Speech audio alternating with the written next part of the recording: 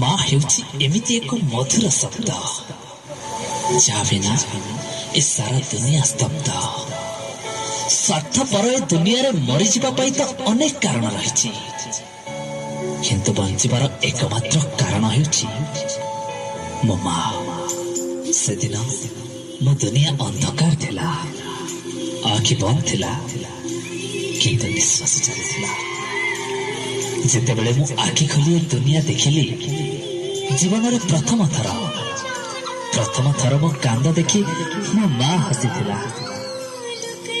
ମୋ ହାତ ଧରି ସେ ମତେ ଚାଲିବା ଶିଖାଇଲା, ଆଉ ତାରି କୋଳରେ ସତେ ଯେମିତି ସରଗର ସବୁ ସୁଖ ମିଳିଯାଉଥିଲା।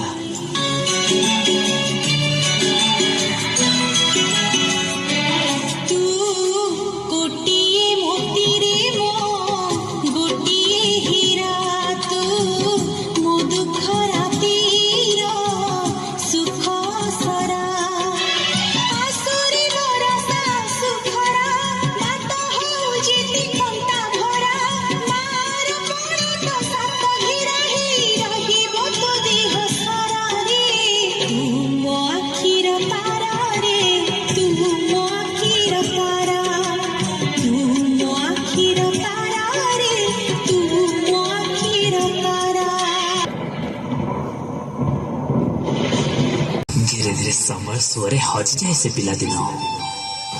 मु बड़ हेली, निज गोड़े निजे ठिया हेली।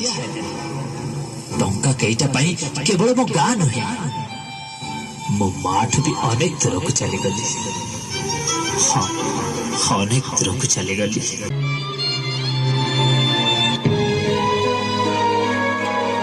नुआ जगह और नुआ जीवन साथी पाई मो मार से स्नेह ममतार बंधन मुक्त होगा चाहूली।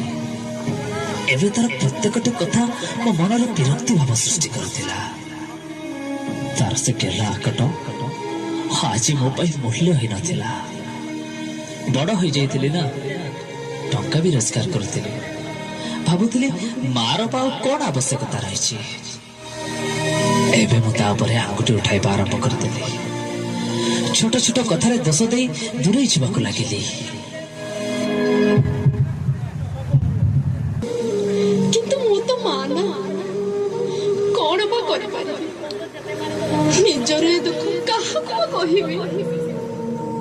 जी दिन मो आखिर तारा थिला, आज सी ही मत आखि देखा।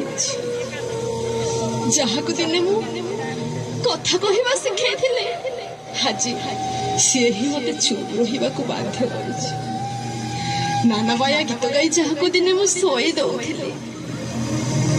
आज सी ही मोर आखिर निद हो जाए।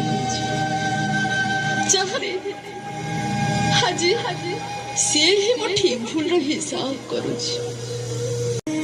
नुआ सहर मत खिनभिन करने को लगिला। बिना दोषरे चाकरी चलीगला। पाखरे पैसा सरी जीवन साथी भी पर करदेला। जीवन चला पथरे संपूर्ण एका हो मो माँ कथा ही मन पड़ा। मो मार से निस्वार्थपर भल पाइबा और अतुलनीय त्याग आखि आगे नाची उठिला। हेले घर को फेरी देखे तो माँ माँ ए माँ माँ